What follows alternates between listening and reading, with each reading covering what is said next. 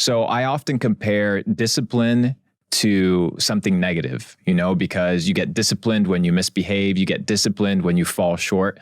I like to kind of spin it a little bit and say self-regulation. Self-regulation is your ability to monitor your behavior, your ability to regulate your emotions, and your ability to be in control.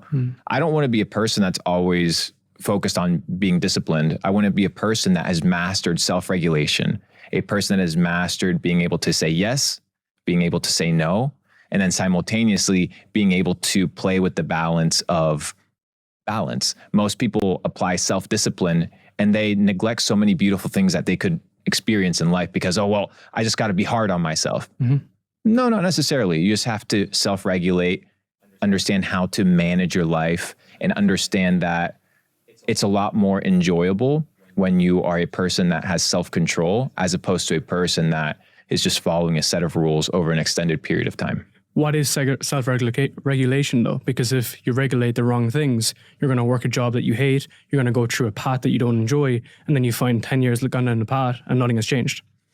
I mean, I think it all comes down to self-regulating good and bad things. So a good thing at the wrong time can be a bad thing.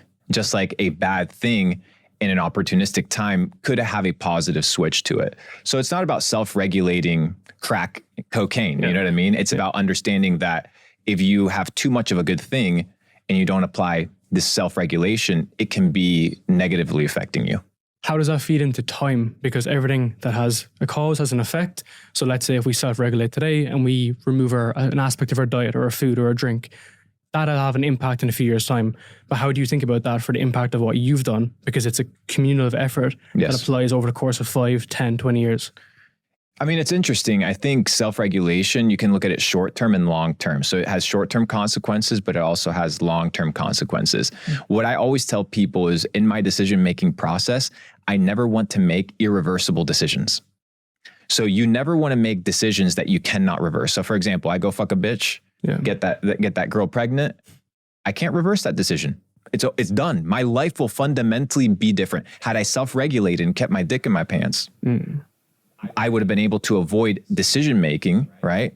And consequences that will fundamentally change my life. So in the self-regulation process that I apply, I always avoid things that I can never fundamentally change. So I like to be able to, if I make a decision, because I can't see 20 years in the future, right? So those have real world consequences, these decisions. So I want to make sure that any decision that I make has a reversibility factor to it.